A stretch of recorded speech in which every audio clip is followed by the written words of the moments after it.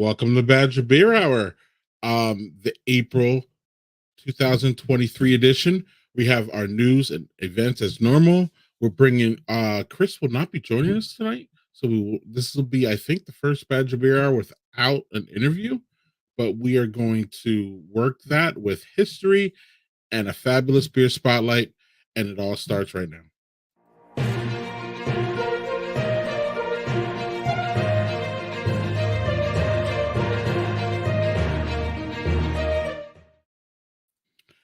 Hey, yes. Greg. Hello. What's up, Landon? No Chris this month. I know.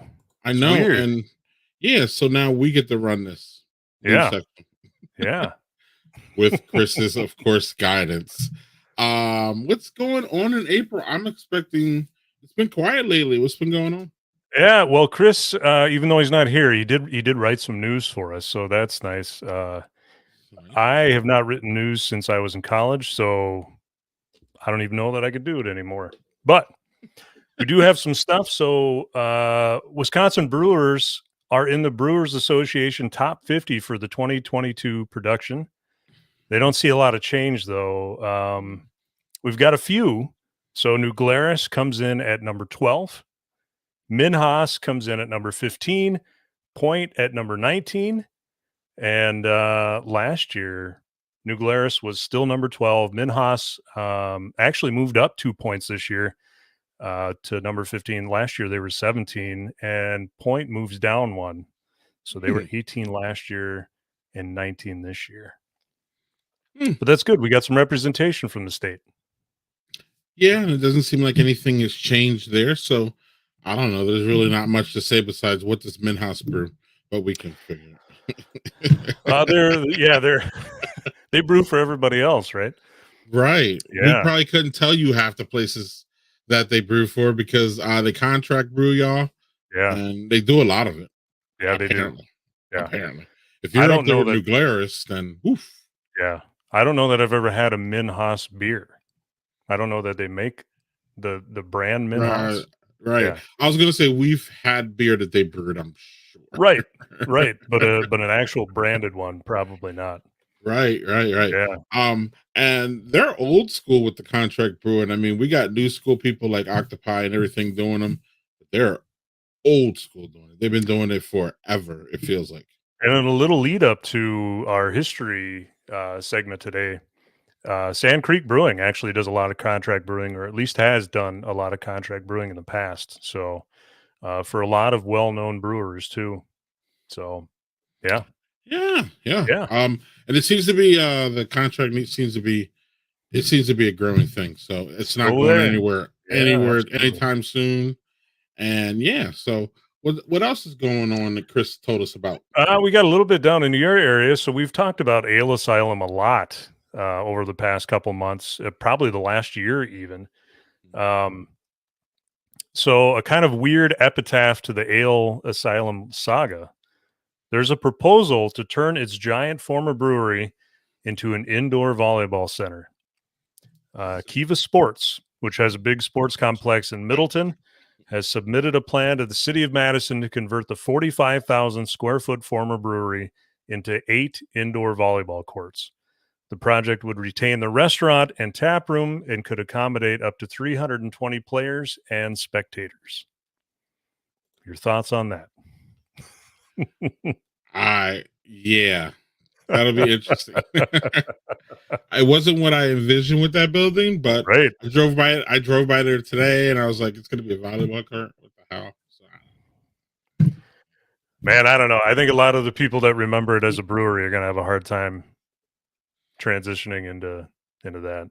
True, but all they have to do is go right up the street to Carbon 4. That's true. And they can get some Ale Asylum. So it's a little, I don't know, it's all kind of strange and weird, but that's where we're at in the craft beer industry.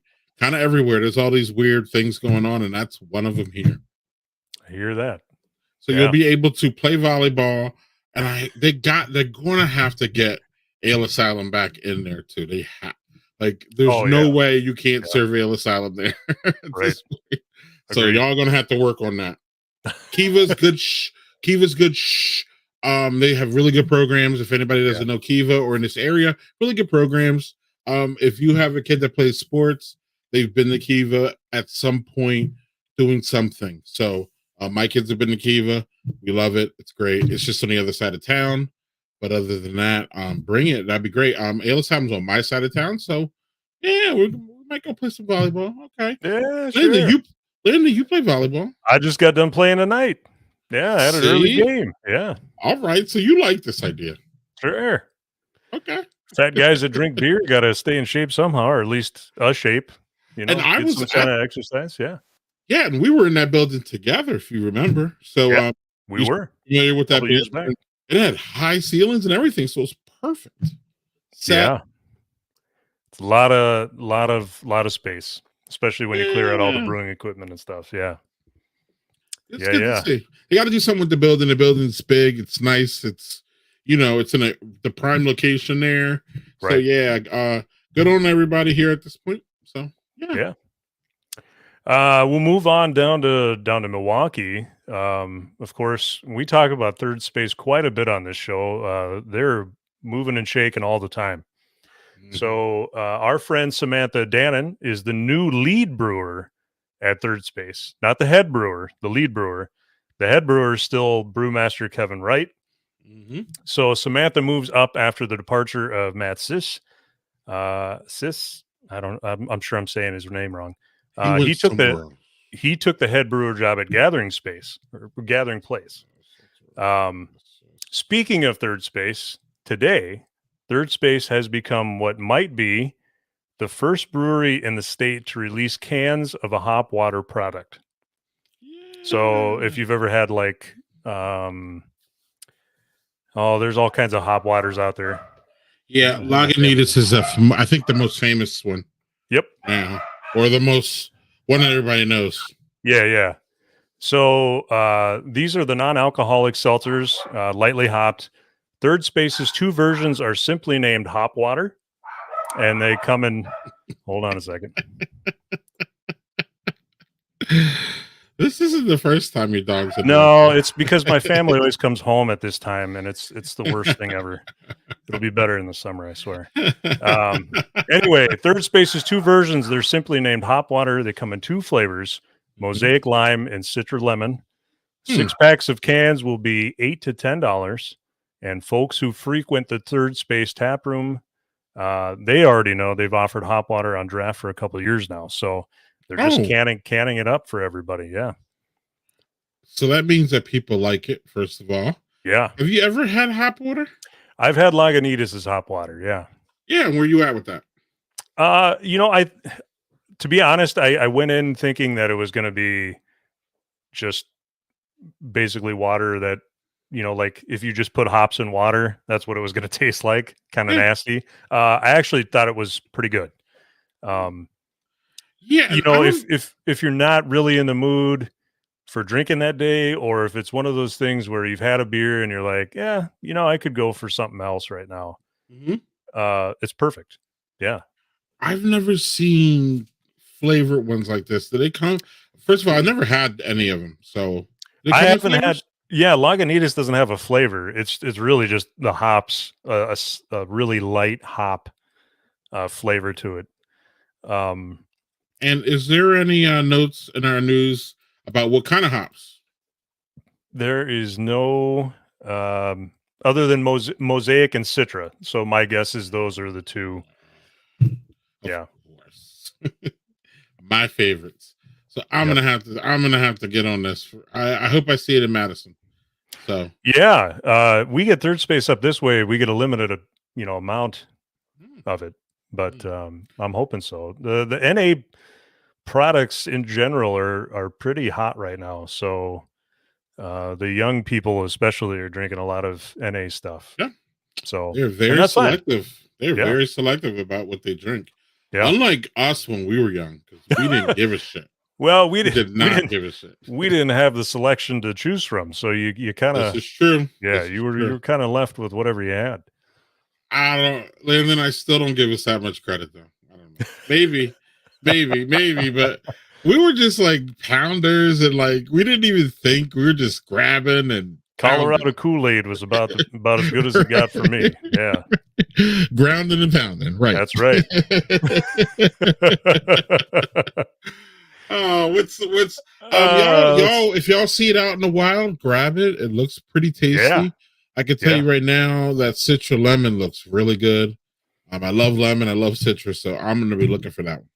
absolutely. And we love the people at Third Space, they're great people. So cheers to them and good luck with that one. Absolutely.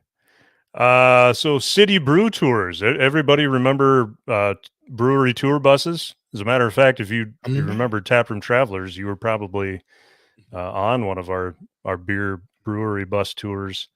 Um, you'd visit 3 or 4 breweries, Yes. or if you were on our first one, 5, which was just a whole cluster. But anyway, uh, for tours, taproom visits, the whole single day thing. Well, they're back in Milwaukee. So a local franchise of a national outfit called City Brew Tours begins offering 3 and 5 hour tours of multiple breweries this weekend. The tours will run 3 hour, 3 stop tours on Thursday through Saturday nights, as well as 4 stop, 5 hour daytime tours on Saturday and Sunday that include a full beer meal pairing.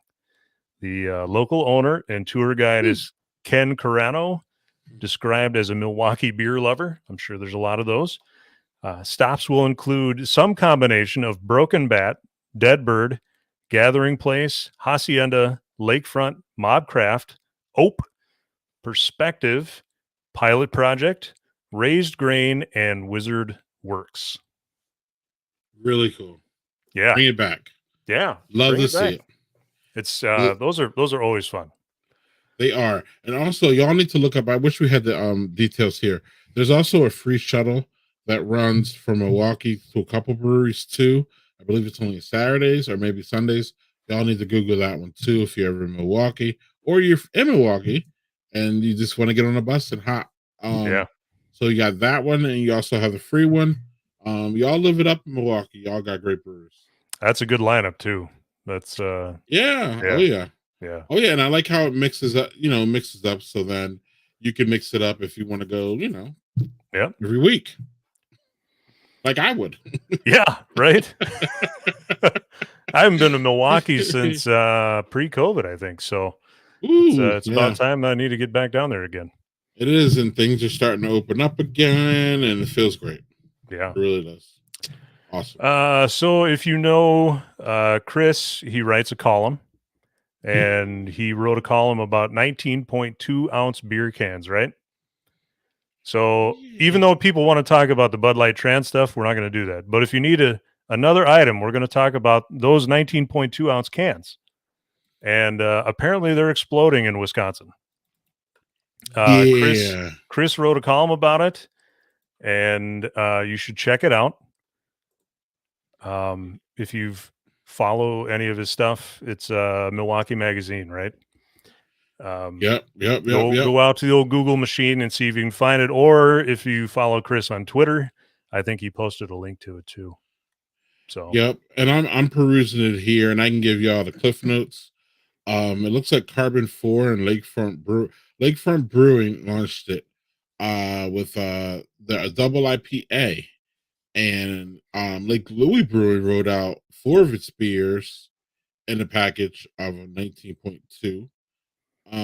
This follows Alaskan Brewing, Great Divide, Three Floyds, Jack Abbey's, and Great Lakes. So it seems like all the what do we want to call them, upper tier craft beer places are catching on with the 4 packs. yeah, I am What do you think of them, Berlandon? I am a fan of them. um to me, give me a more concise. I like a little bit more, like, because they give you a little bit more per serving. yep. So what do you think? I think it's great if you're sharing a beer with somebody, or if you don't like the 12-ounce serving per se, because it doesn't last as long. So you Mhm. almost get, you get more than a serving and a half. Um, Right, but I right. think if you're out on a boat or whatever, it's probably good. You're not reaching for your beer as often. Yeah. Um, And I like it as an upgrade as far as, like being able to have a little bit more, but not opening two, right. which kind of takes you to that. You know what I mean? Yeah. It's almost Yeah. like the perfect for me. It's almost like the perfect dinner beer because you can drink it during dinner and you can still maybe have a little bit of a swallow left for a Yep. little bit later, take it from the table. So Sure. yeah, I don't. Plus, I like having 4 beers instead of 6. There's just something about that for me. Yeah, this as far as the space goes in the old beer fridge, yeah. Um, But beer prices, oof, I don't know. well, I think I'm, it really depends on, and I'm sure they've already figured this out. Depending on what the beer is, um, I highly doubt that every beer is going to go in the 19.2 ounce can. Yeah, and I bet you there's some I bet you this works against some scarcity that we still I believe have in our with our aluminum and our cans, Yeah, where a lot of regulars, cans are probably getting eaten up. So then if we can get the big ones and it gives more variety, I don't know, bring it on. I like it. I'm a yeah, fan. change it up. Why not? I'm a fan. I'm a fan. I'm also a fan of our news segment. Yeah, and that wraps up the news for April 2023. Cheers.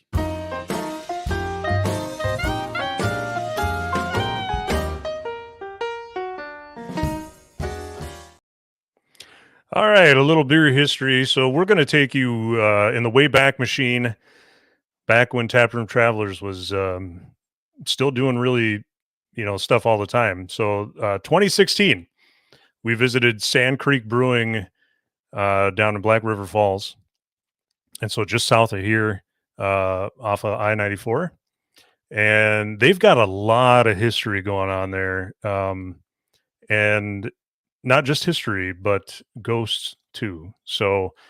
Uh, Forgive me for the ad at the beginning of this video, but because you have to hear my voice again. But the content of it's really great. And if you get an opportunity, you should definitely go visit Sand Creek Brewing in Black River Falls. Here you go. This episode of Taproom Travelers is brought to you by Lazy Monk Brewery.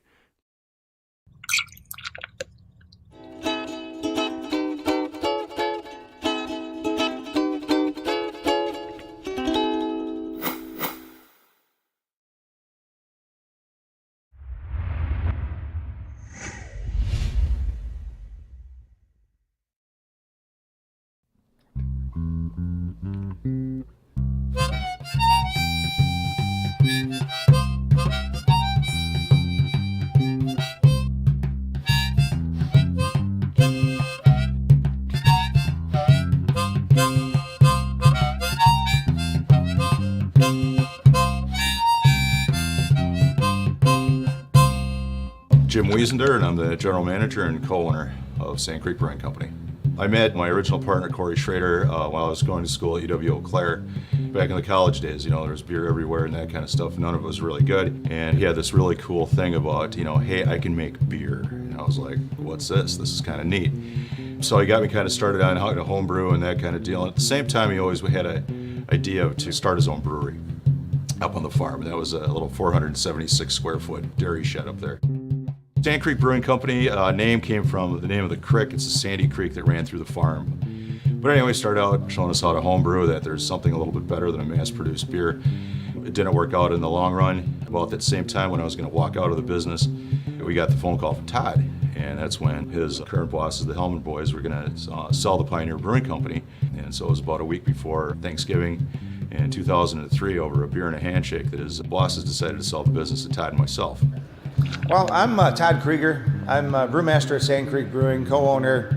Been here since day one. Employee number one, still got the top card. I started out as a home brewer. I was really successful at State Fair, things like that, a bunch of other competitions, getting really good awards in those days. I went to Chicago, did Siebel's short course back in, 18, 20 years ago. By October, I had already sealed this job down and decided to move across the state and start up here.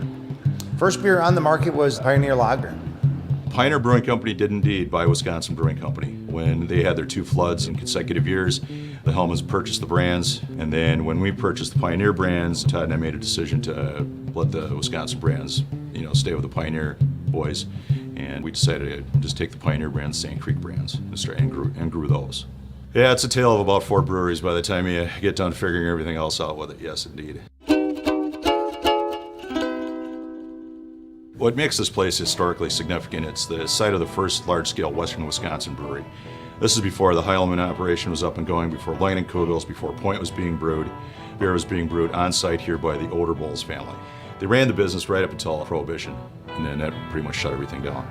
The cellar space that we're in, I mean, this was built in 1856. This was dug out by hand, and the walls are layered in horsehair, cork, and plaster. There's about 6 inches of cork on these walls, and then there's upwards of 48 inches of rock down here. After Prohibition, had a lot of different things going on with it. They made landmine parts during the Vietnam War. They had a creamery in here. They processed chickens and turkeys. Over the years, for this being a turkey processor, this is where they stored the eggs, and they would freeze their turkeys and keep them down in here. Soft drink factory, Coca-Cola had a small bottling works. A lot of different little things like that. Typically storage, stuff you could put into a big old building, right up until '97 when the Hellmans bought the building and started the Pioneer Brewing Company. So there's a lot of different things. If on the outside of the building, you can see a lot of still the old, the signs still painted on the side of it, which makes it kind of neat. But being a brewery built in the 1800s, everything is gravity fed. Malt is on the third floor, brewing is on the middle, fermentation's halfway down.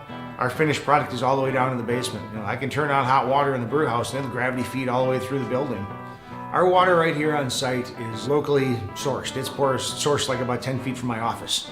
But with our own well water, there was a reason why they built a brewery here. They built a brewery here because the water was available. Having a good, consistent supply of water is really, really critical to our business. Well, things do go bump in the night. Lights will turn on, doors will open. Odd things do happen on here. Pumps will turn on and off. Sometimes you'll see something that may or may not be there. You leave a beer on the counter and it tends to keep the spirits happy. It goes back to the original story of the Oderbowls family. Ulrich Oderbowls, the little gnomey-looking fellow in the center. His wife Anna is to his left, 17 years his junior. They had 4 sons, 4 daughters. Well, it's kind of a bummer for the male gene pool, as it were. Frank Oderbowls is there on the far left. Well, on this point, one of his buddies had the very first motorized boat. Now you got to remember, this is 1911. Him, Frank, and 8 of his friends went on said boat, went upstream on the Black River, and the steering mechanism jammed on the boat. Frank wasn't quite so lucky. Over the dam he went. The next one was brother Edward. Nothing nearly as dramatic as his elder sibling, died of consumption, tuberculosis. But then we get to talk to Charlie. About 1889 or so, he was working on mashing in some beer into the mash tun. Now back in the day, everything was open fermentation, open brew kettles, and all that kind of stuff. We didn't have the enclosed stainless steel vessels that are so prevalent in the craft brewing industry now. But unfortunately, Charlie did a slip and fall into the drink, 170-degree sugar water. The valiant lad, I believe is the quote from the newspaper, pulled himself up, but he passed away from the very next day. Which gets us to Brother George. On the far right, he could not escape the dark hand of fate as well. He died in a mysterious fire in his sister Mary's house, which is just down the hill from the brewery here. Anna and the 4 daughters did run the business a couple of years prior to Prohibition kicking in. Society back then, a very male-dominated brewing business, and hey ladies, you did pretty good. You ran against some of the biggest beer barons around. With Gottlieb Heilemann and Jacob Leinenkugel, the Oderbowls family was doing a pretty good job. We're going to make a product that's going to be good. We're going to try to be unique. We're going to try to bring some different things out there, but we still have to be able to market it. We still have to be able to push it out and get it into the market. We don't have the conveniences, Minneapolis, Milwaukee, Madison, Chicago. They're not going to walk in our door every night at 5 o'clock and have their Friday, their normal Friday night drinking. We've got to get people to come here, or we have to be able to package it and get it into their hands. Sure, anybody can make a one-hit wonder, but you got to be able to keep repeating that product over and over again. We have a pretty thriving contract business as well, and that beer will wind up who knows where, Missouri, Kentucky. Come in, show up, and I've got an idea, and it'll be something that could be even on a cocktail napkin or just a spreadsheet from a home brewing deal. And my partner Todd's a skilled guy, a skilled brewer, and he'll put it together to figure out how to go from a 5-gallon pail to a 20-barrel batch, and away we go from there. With the ingredients we brew around here with various customers and our own, I've done everything from fruit juice to nuts and berries and flowers and things like that people will go, you're not supposed to put that in the beer. I know. I'm not paying the bill. He wants it in his beer and he thinks he can market it. I'm going to show him how it can be put into the beer cleanly, safely. It's going to be able to hold up for a long time. As we were growing, we picked up some new customers. Fall City Brewing out of Louisville, Kentucky, the guys at Fulton, the guys at Fargo, those guys there, they really wanted more and more beer. They were growing their markets. They had no operation to produce their beer. So we said, we don't have the cash on hand to buy fermenters. Love to buy some fermenters, but can't do it. I said, all right, here's the deal. You buy us the fermenters, we'll take you $1 a case off, and we get that $1 a case till we pay these fermenters off. We can get them turned quickly, they're clean, they work. Being a machinist, I stumble into it and I can physically put my hand on it and go, okay, yeah, we're this. So when it comes to fixing things around this place, I've got the knowledge and I don't have to call in somebody from Chicago or Minneapolis to come down and fix my PC equipment. When the bottling line's going down, everybody turns to me, puts their hands in their pockets and goes, what are you gonna do? I said, get me this, this, and this. I'm like a screaming doctor down there, you know? The bottling line that we have a 40 valve Meyer. That 40 valve can have speeds up to 500 bottles a minute without batting an eye. It was at Green Mountain Beverage out in Vermont. They were the guys that do woodchuck and woodpecker ciders. They ran that thing 5 days a week, 24 hours a day. So our beer storage for our keg product, our hop storage, and our bright tanks are all kind of jammed in the same neighborhood. We use every square inch of this building. After we tear out the old cooler door, we slid these tanks into our room. There's 4 tanks sitting in here behind me. Our small tank, it's about a 10-barrel tank, made originally for, I think, Cherryland Brewing. It doesn't have great cooling capabilities, but it works well into our cellar. Most of those other tanks have actually moved down to Mobcraft. So, us old guys in the world of beering, we follow each other's equipment around. You know, we know who's got what and where it came from, and it's not just brand new equipment. You see new equipment, new shiny tanks, they're great, but there's no history behind it. With the clientele that we've grown over the years with, it gives us the experience of trying out different styles and different flavors, and I can pick our way through these different beers and try to figure out what parts I like about these styles and these beers. From the old farm at Sand Creek, we brought down the Golden Ale and the English Ale. The Golden Ale didn't have enough feet. We've morphed that into other beers, and that kind of helped us build the One Planet. That one went well for a while. It sold predominantly in our own market. Well, that's not enough people. So we turned it into Woody's Easy Ale. It's not just a label change, it's a complete top to bottom change. Now, we were asked by some of the local sportsmen's clubs that they're trying to bring elk back into Jackson County. They said, can you do something for us? Can you give us donations? You know, can you help us? I said, great, we can do it. So what we did was we take $1 a case out of every batch of Bugler that we make. So we made Bugler Brown. Bugler Brown, light American brown ale, lightly hopped, nice, easy drinking, light brown ale. We wanted to do, you know, Frank's Wild Ride. Well, Frank was the eldest son of the family. He went over the dam here in town and died.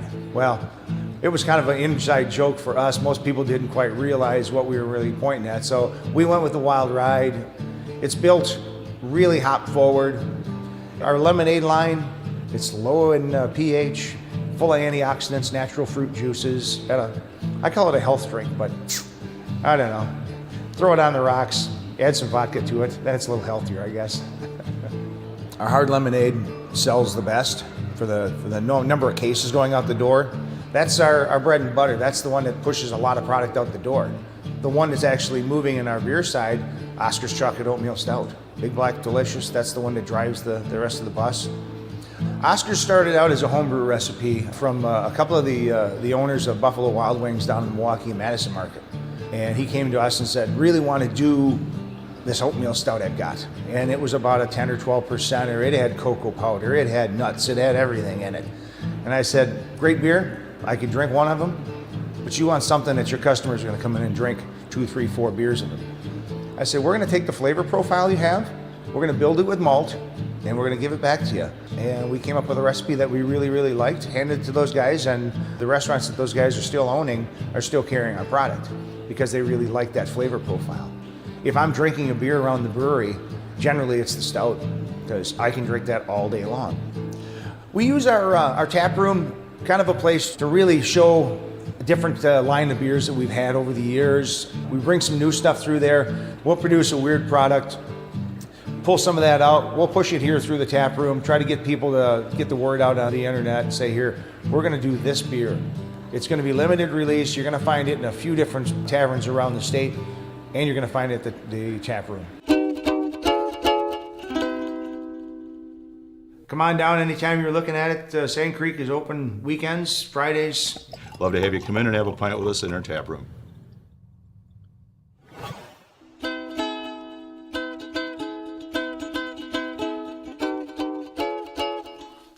Hi!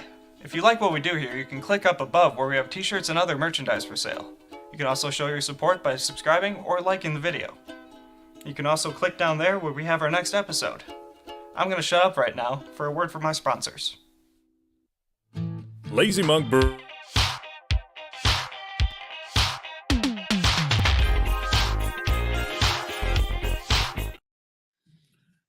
Hello, Landon. I am excited for our beer spotlight. Welcome back, beer spotlight. We haven't had one for a long time, so I'm busting out the wonderful glass here. Got a Trappist, beautiful Trap glass for our beer spotlight beer, Landon. I could do this a whole lot better, but I'm not. Our beer, our Landon, you're muted, but our beer spotlight this month, I'm sorry, is wow, I'm stumbling all over this. Is a fantastic beer from a company that we all know and love. Doesn't get more quintessential Wisconsin beer than New Glarus Brewing. And we are here celebrating 30 years of New Glarus, 30 years Yeah. with their 30th anniversary quadruple. This beer is first of all, if y'all watching when we're live, it's still out there. Go grab it. They brewed enough that they put even Landon can get some. And You normally, can find it at Quick Trip too. That's where I got mine. oh, look at that. And Yeah. even Landon can find something up north. Normally, these anniversary beers are event only. Right. Ben Carey specifically said that they wanted this 30-year beer available for everybody, especially in the state, because they wanted everybody to celebrate. They put a big quad in a small can. So here, this is what y'all look for. They have these little 4-pack cans. They're really nice. And that's the logo, the labeling on the box. I went to City View Liquor here, and the first time I went there was none, but they refilled it yesterday. I went back, and so it's out there in the wild, y'all. You can still get it. It's not limited. Real quick, Landon, before I get to you and your tasting notes, there is an accompanying. I don't know. We talked about this before, but I need to say it again. The New Glarus podcast has a specific web podcast for the 30th anniversary quad. So if y'all would like to maybe boot that up and have yourself one of these at the same time, it's a good listen. It's only a half an hour, and Dan discusses, as it says there, the 30th anniversary quad. He talks about the distribution of it, all the hard work that went into it, how they picked the style and all that. So y'all can check that anywhere where you can find podcasts. I highly suggest it. I listened to it earlier today. It was a good time. It's a good pairing with this. And Landon, you wasted no time, and you've never had it before. So I have not. What are your initial notes while I crack mine open here? You can smell just on the nose. You can smell that typical Belgian yeast smell. Hints of banana. Ooh, dirty beer glass, even though I cleaned it. But anyway, It's got that. It's got an awesome smell, and I don't like bananas, but I like banana smelling beer. Ooh. Oof.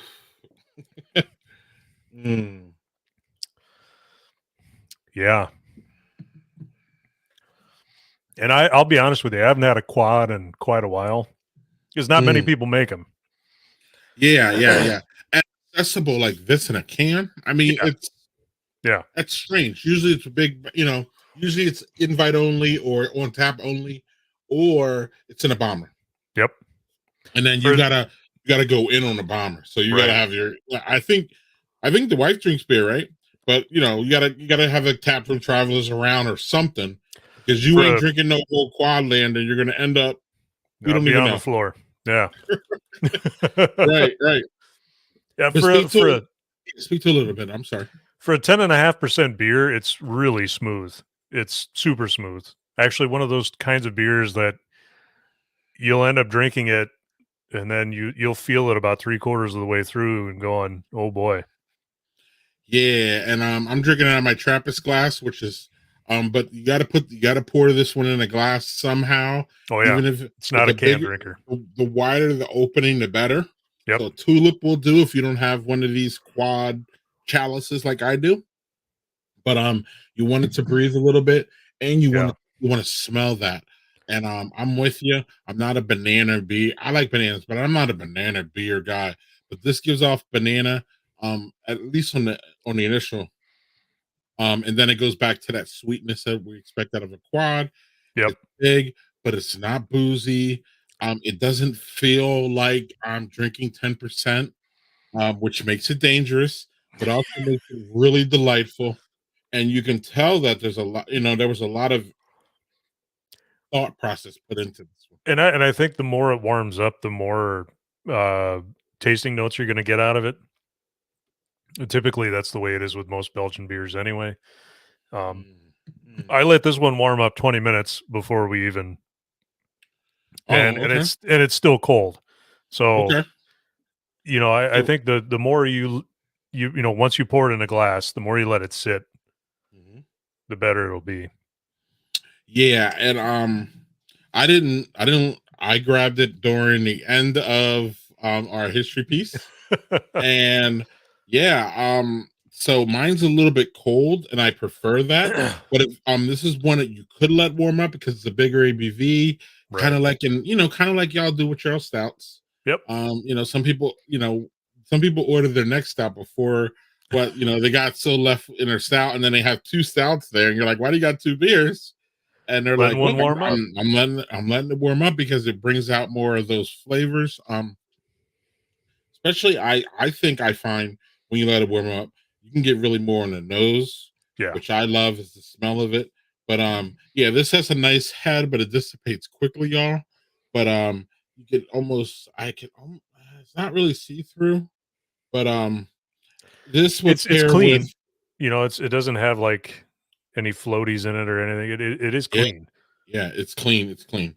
And I don't know how much mine.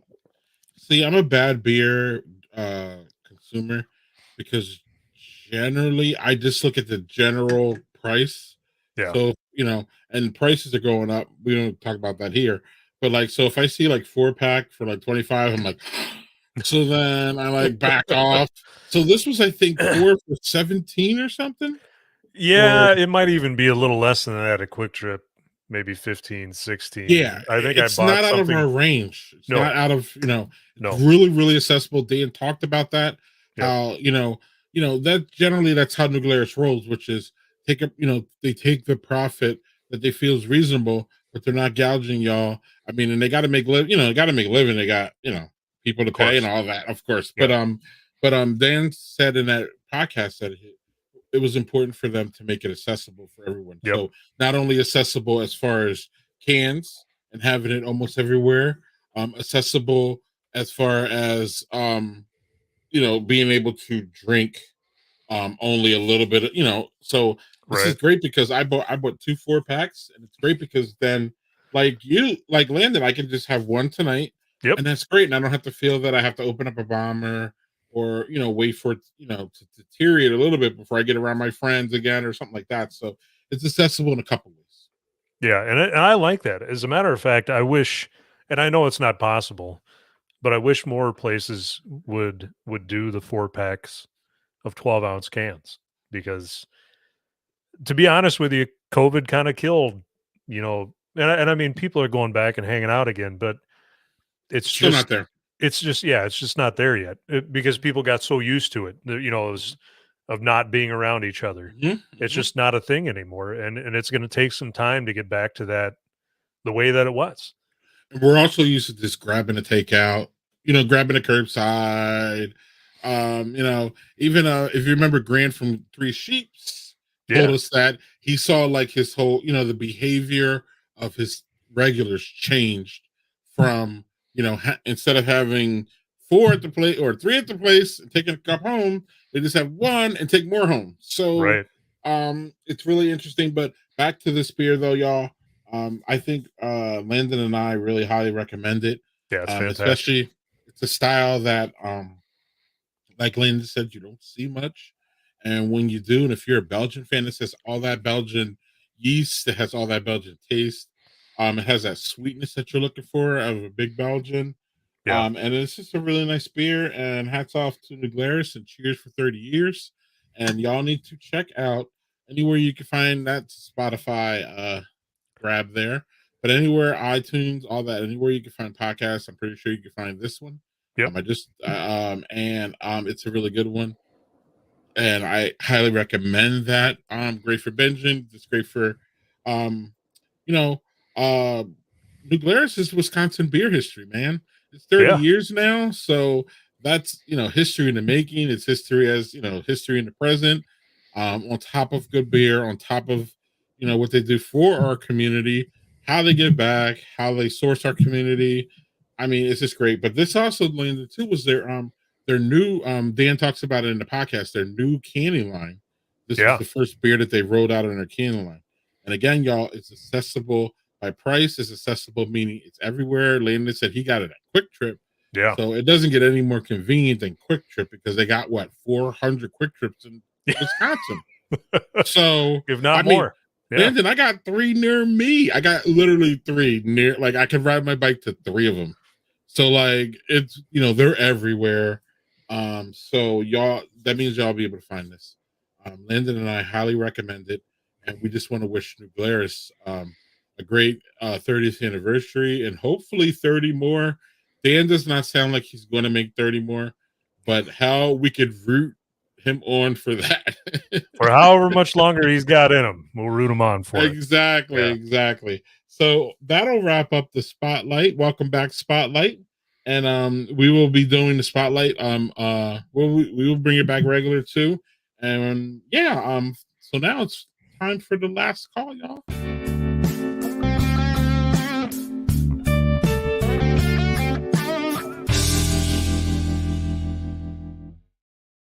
Hey, it's Landon again.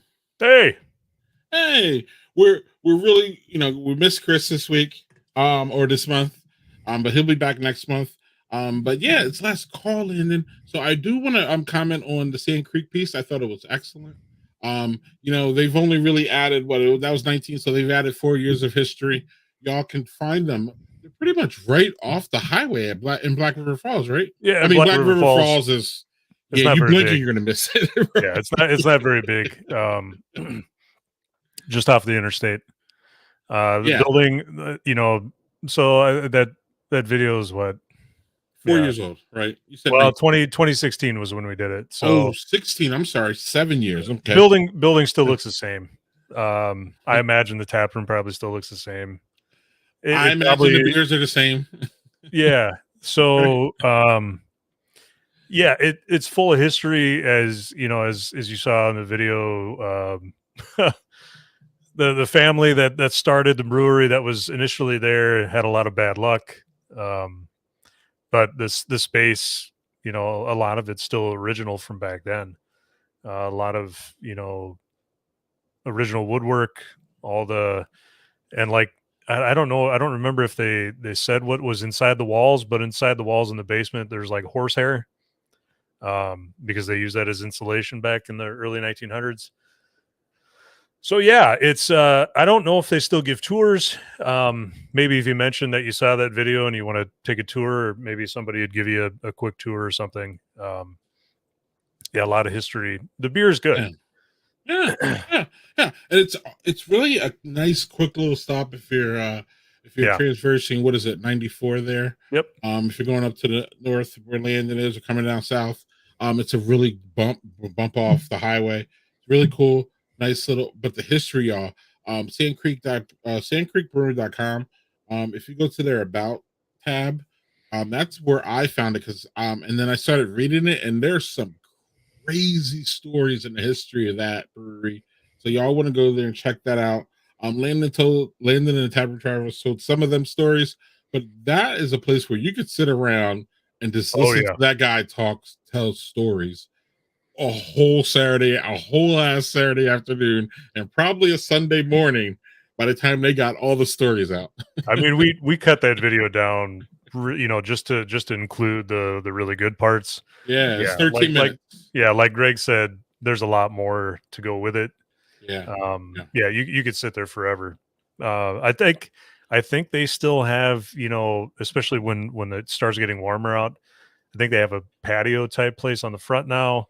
A lot of times they have like live music and stuff, so it's a really neat place to go to. Yeah, it's one of those places that you feel when you go in. I think everybody's been to one of these places where you feel the history when you walk in. Oh Like yeah, you absolutely. just, I mean, Yeah. it just really like hits you like, wow, this place has some stories. This place has been here a long ass time. I don't know when they've upgraded that brewery live or the building, like you say, but I mean that building probably has markings of what, like 1800s or something on there, Yeah. man. It is Yeah. really, really a rich piece of history. If y'all in Wisconsin, y'all know Sand Creek, so you can't live in Wisconsin and not see or know about Sand Creek. Sand Creek does some contract brewing, no, or do they contract out? Which one is it then? No, they do contract for other people. Okay, They yep. don't, since that it's an older video. Todd had said, they did some for Fulton in the cities and some other places. They don't contract for Fulton anymore, but it's just kind of it's kind of a turnstile of breweries that are starting up that want more capacity. They, I think, some leave, others come in, so. Gotcha. So they are a contract brewer, though. The pay the bills. Brewery's been doing this, and they're going to continue. But they absolutely have their own line. That hard lemonade is really, really for me, for the most part, is summer shandy ish. Yeah. So, Yeah. And we love that shit. So, Oh I yeah, mean, everybody loves that. Wisconsin, man, we will drink some summer shandy. Now, with all due respect, that is not my favorite beer at all. But I respect that people love it. I respect that it's from here. I respect the tradition of it. And so does Sand Creek, apparently, because they got that hard lemonade. And these hard lemonades and that summer shandy was out long before it was a fad. Those beers, in my opinion, especially summer shandy, made that fad. Like, Oh yeah, it started and made, for lack of a better term, it made those kind of beers cool. To start, like fruit beers. Like, why are you drinking a fruit beer, Landon? You got to drink beer that tastes like beer. Well, no, I don't, because it's summer and it's the spring, and I've been drinking all those beers that taste like beer all winter. I want something like light and refreshing a little bit with a little bit of, nothing wrong with a little bit of fruit, y'all. Get over yourself. Especially if you're visiting the Liney Lodge. I think the summer shandy tastes better at the Liney Lodge than it does anywhere. But the Liney Lounge is just really good. I just love that place. It's fun. Fun little stop. So what else is fun is the last call. So anything going on in the tap room, travelers? Nothing with tap room. Nothing with tap room in the near future anyway. I'm working on some stuff for that, but nothing we can talk about yet. Okay. Nothing we can talk about yet. No worries. I do want to mention a couple events coming up this weekend. They're real small events. Don't worry about it. Wait. We skipped the events. Yeah, it's fine. No, it's not.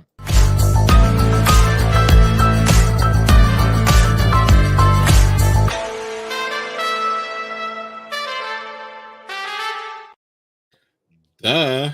So we're going to do events because I talked about it in a promo, and events is a huge part of this. And I was wondering why we were a little early.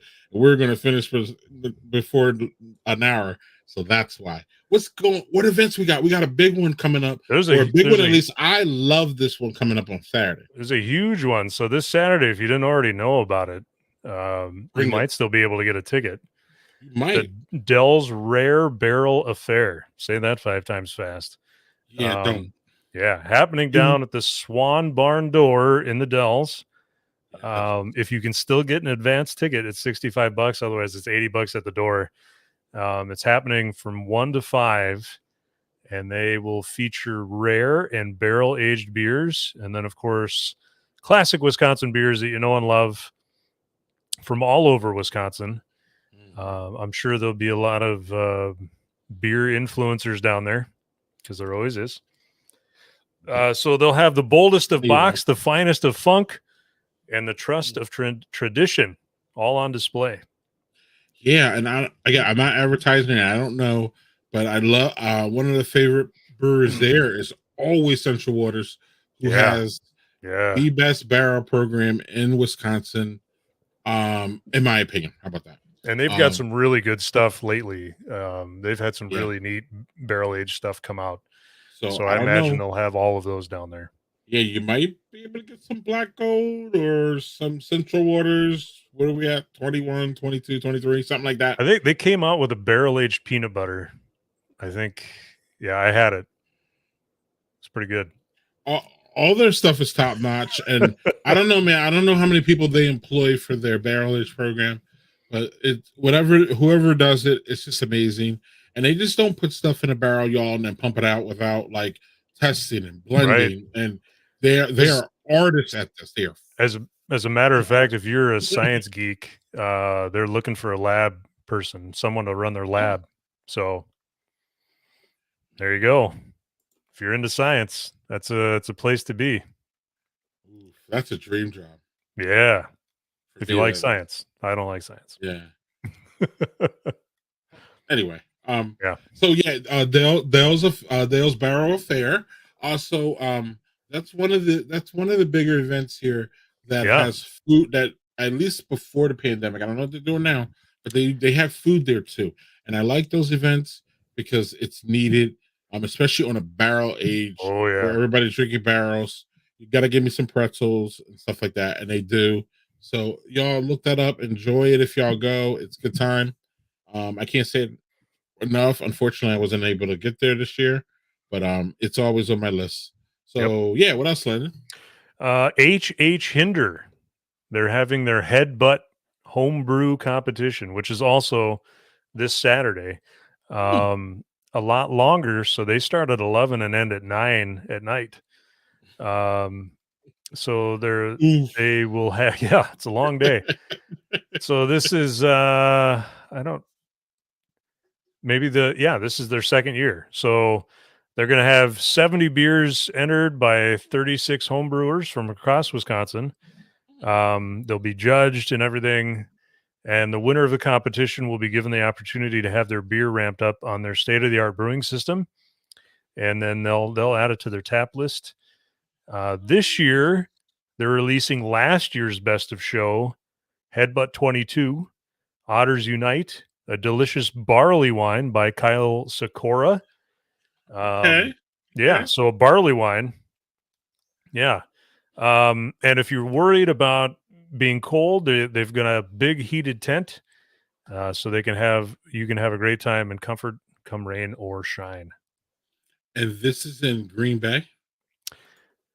H.H. Hinder. Yeah. Oh, I thought you said Hinterland. Okay. Yeah, there's Hinder. Yeah, that's in Wapaka. Okay, that's different than Hinterland. Yeah, which is part of the Packer complex up there. Beautiful place. Oh yeah. Beautiful. So but that's not who we're talking about. Okay. Cool. Nope. All right.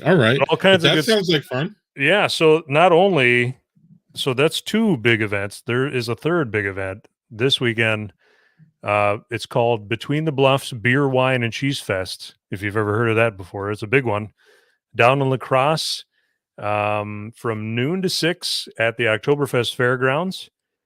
They, of course, I don't know how we have a lot of breweries in Wisconsin, but they seem to be running thin. They'll be everywhere this weekend. Right. You can enjoy craft beer, wine, and cheese and meats from the La Crosse region and the Midwest overall. So specialty meats and cheeses, and then they pull in some people. I imagine they pull some in from Minnesota, maybe South Dakota, Iowa, those kinds of places. Yeah, and we have great cheese, as y'all know. Oh yeah, Well, it only makes sense. It only makes sense. yeah, And we have another. I mean, we packed this week, so if you're anywhere in this state, you could be with arm's distance to any of these events. The last event, Landon, is one of my favorites. yeah. Ventures Donut Dawn. Donut They're Don. yeah, donuts and beer. Who doesn't love that? I love the ABV. They come in at like 12%, 13%. 12.7, yeah. Yeah, So what? they're the Imperial What? Donut Coffee Stout in collaboration with Cranky Al's Donuts. Yes. Now, Yeah. look, it, it's it's more balanced than it sounds. How about that? So Yeah. if y'all scared away by all that, you think it's kind of a diabetes kind of Well, situation. Kind of is, but yeah. but Yeah. but it's I mean, balanced and it's a big beer. not any more than a certain brewery that's around here, I can tell you that. Sure. Adventure doesn't. I mean, this is really Right. their venture into They this. yeah. So they're going to offer 4 different versions of Donut Dawn. The original, the double Donut Dawn. So it's the base stout with double vanilla and double coffee. And you can those are available in 12-ounce cans. So we were just talking about that. That's great. Then there's barrel aged Donut Dawn, which is 13.3%. And then they will have a barrel aged maple or blueberry maple. Yes. Yeah, which is coming in bombers. So that sounds really sweet, but I want to try it because I- Venture again, they make balanced beers, so I really want to try this one. I really do. So yeah, they've got all sorts of stuff going on. It sounds like a great time. A lot of different beers. They're going to have tacos from a truck, waffles, Yeah. all sorts of stuff. Yeah. Also, y'all, they're doing a pastry sour, and then they're doing two donut dons, of course, with coffee because they're a coffee house. So Right. it's a full spectrum there. So if you don't want to do the crazy pastry stout, they got a coffee one, and I'm pretty sure they have all the other venture options there. You can also get just straight coffee, or their espressos are just fantastic, Landon. I've had more than one person tell me that Venture is one of the best places in Milwaukee for coffee. Period. They don't even Nice. talk about. I mean, the beer is good, but like they do coffee really, really well too. So Venture's really they're really versatile in what they do, and they excel at what they do. So if y'all down in the Milwaukee area, that's a place to hit. If you're in the Lacrosse area, you got the beer and cheese. If you're in Madison area, you got the Milwaukee the Dells. And where's H Hinder again? Wapaka. So if you're in that area, you got that. So Yeah. if you're in none of those areas, I don't think it's going to snow this weekend, so you can hit the road. But, Well, if you're in none of those areas, if you're in my area or my neck of the woods, you just got to wait another week. And what's going on there? Another big fest. So if for those that live in this area, everybody knows Casanova Liquors in Hudson. They're known for their beer caves. They are having their Beer Cave Fest on the 29th from 1 to 4. It's their 13th annual. There's over 200 craft beers, ciders, and seltzers to sample. And of course, you get a tasting glass with the historic Casanova Caves logo on it and all that good stuff. They'll have live music, delicious food trucks. And then, of course, Hudson, Wisconsin, assuming that it's a nice day, I really don't know how it's supposed to be next Saturday. It can't be any worse than this Saturday is probably going to be. Hudson is a great place to hang out. It's a neat, it's along the river. A lot of neat places to go to. If you want to go, general admission's $40, and the VIP gets you an extra hour for $50. Great price. Yeah, great price. Yeah, I like and it's it's a neat place. I Yeah, like how it's short-ish. You can eat, go to lunch, Yeah. 1 to 4. Then you shouldn't be too sloppy leaving for dinner. And hit one of those restaurants down there in downtown Hudson. I'm pretty sure they got a few down there. Oh yeah, they got a ton. Yeah, make it a whole day. That sounds really fun. That's next Saturday. A great price too. $40 for 3 hours of 200 different stuff going on. Yep. Food trucks. Sounds like a great time. And if you're really in for the long haul, if you got a sober driver and you're still good to go, there's Pitchfork in Hudson, and then not too far away from Hudson is Oliphant. So, or you could even make a weekend of it. So yeah. Amen to that. We got one more to report for y'all. One more coming up on May 13th. It'll be right before we do our next broadcast. So it's the second annual Stout and Porter Fest, which is in Menominee. It's not too far away from here in Eau Claire. It's on Saturday, May 13th from 1 to 4. You can enjoy dark beer offerings from multiple Wisconsin craft breweries, special rare barrel-aged single batch ales, and then you get a collectible mug with your ticket. They'll have a specialty food truck and, of course, live music. So far, the breweries in attendance will be Brewery Nonic, Oliphant, the Fermentorium, Bloomer Brewing, Zymergy Brewing, and then he plans on adding more. And then Brewer John of Zymergy will be tapping an extra special Old World Porter Firkin. His Terry Porter that he's known for, he inoculated it with a blend of Brettanomyces and aged it for 7 months. And then he's going to have all of his barrel-aged stuff out there, Thorzul, the barrel-aged Thorzul, and then Terry Porter blended with Mexican vanilla chocolate, and because we're in the Chippewa Valley, marshmallow. Okay. If you love I mean, marshmallow beer, yeah, everybody does. for a one-off, it's fine. Right. For a Porter Fest, it's cool. It's cool. And Zymergy's a neat place. Menominee's got 3 breweries in it. Some really good places to eat there. So, yeah. Yeah. And then we're looking at $40 for, again, 3 hours of drinking. It's really Pretty nice. good deal. Yep. And it sounds like there's going to be some big beers there too. Yeah. So yeah, and that's May. That's the second week in May. So yeah, that's got a little time to plan that one. But yeah, Landon, thanks for collecting the events this week. I just pretty much tried to skip all over it, but we saved it, and that's great. And yeah, we're gonna go to this.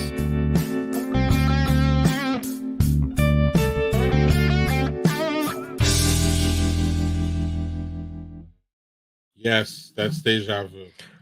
So my actual last call, I will be in Reno, Nevada the first week of May. Okay. So you'll probably, if you follow the Taproom Travelers account, you'll probably be seeing a bunch of brewery/distillery type stuff. Yeah. Reno's actually expanded its craft beer offerings since the last time I've been there. It's been, oh boy, it's probably been 6 years since I've been out to Reno. So yeah, it'll be a good time. Cool. While you're in Reno, I'll be in Milwaukee. Nice. Yeah. Going to all the breweries I can fit into one weekend. But if you follow me and Landon, you can go to Reno and Milwaukee in the same weekend. Yes, sir. And that's going to be fun. Speaking of Milwaukee, next week the Badger Beer Happy Hour returns. Ooh. Why am I speaking of Milwaukee? Because we have not only do we have Chris Drosner, we have Simon Meconico, who is the main I don't know if we can call him head brewer, but he's co-head brewer. I think him and Rob share that title. I'm not sure. He's owner too. Him and Rob share that. But and we also have the Wisconsin beer maven, Maggie Skinner. She's based out of Milwaukee, and we have Beer Baron, who's based out of Milwaukee. I'm the only one who's not in Milwaukee. Damn it! But we will be on Twitter Spaces next week, 8 p.m. We will be talking about all the things that Lyndon and I have been talking about. Plus, we'll add some things more. We'll probably talk about Donut Don and all the different things that are going on with that. So y'all can check us out on Twitter there. And yeah, I think other than that, Landon, we'll see y'all in May. I don't know, Landon, do you have anything else? No, that's it for me. It's It's been a good episode. Yes, and Chris, cheers, buddy. We Yeah. missed you, but we were able to make it over an hour without you. So without Chris having like an hour-long interview. But we love it and it's great. And we will return next month. I don't even have the date. I believe it's on the credits. Look at that. It's 17th. It's the 17th of May. Yep. We will return. Badge Beer Hour. Landon and I will have stories. I can at least talk about Milwaukee. I'm not sure how Reno fits in a Badge Beer Hour, but we're gonna do it, or we're gonna at least ask. So y'all, Landon, you travel safe. I will too. You too. Yeah. And y'all have a great month. It's warming up, so get your ass out to one of these events. That's right. Y'all. Let's do it. It's time to support your local brewer. Don't forget about them. They're still hurting. As y'all know, a lot of our restaurants are still hurting too. So hit a brewery, hit a restaurant, hit local, and enjoy your beers on this Wisconsin Beer Wednesday. Cheers. I still got a little left of this. Cheers. Squad. You gotta get this it. one slow. We gotta get it, but take it slow though. Don't be trying to slam this one. Don't. We'll see y'all next month. See you. Cheers. Cheers.